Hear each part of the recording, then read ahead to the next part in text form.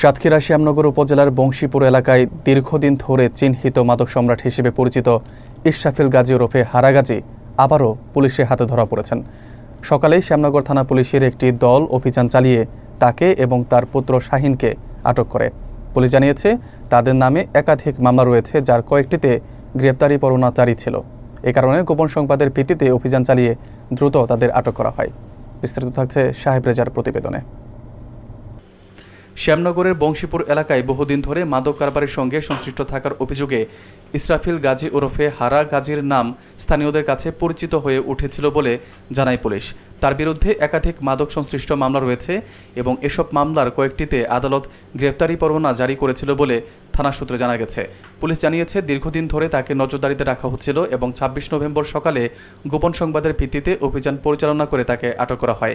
একই সময় তার পুত্র শাহিনকেও আটক করা হয়, যার বিরুদ্ধেও মাদক আইনে মামলা রয়েছে বলে পুলিশ উল্লেখ করেছে। আটক দুজনকে থানায় নিয়ে জিজ্ঞাসাবাদ করা হলে তারা চলমান মামলাগুলোর বিষয়ে তথ্য দিয়েছে বলে জানা গেছে। থানা সূত্রে আরও জানা যায়, তাদের বিরুদ্ধে যে পরোয়ানা ছিল তা কার্যকর করার অংশ হিসেবেই এই অভিযান পরিচালিত হয়েছে।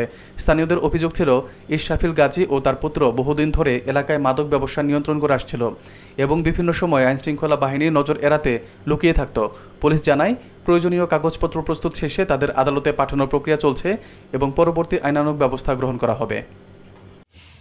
বিসমিল্লাহির রহমানির রহিম। শ্যামনগর থানায় মাদক সম্রাট ইশরাফিল গাজী ওরফে হারা গাজী নামে ৫ থেকে ৬টা মাদকের মামলা রয়েছে। তার মধ্যে ওয়ারেন্টভুক্ত ৩টে মামলায় তাকে আজকে সকালে বংশীপুর বাজার থেকে গ্রেপ্তার করা হয়েছে।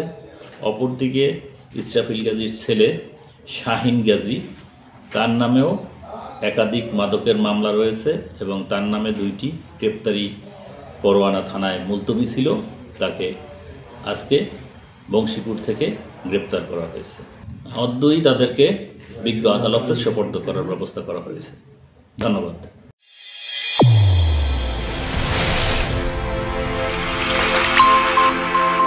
চ্যানেল A1 হৃদয়ের স্পন্দন।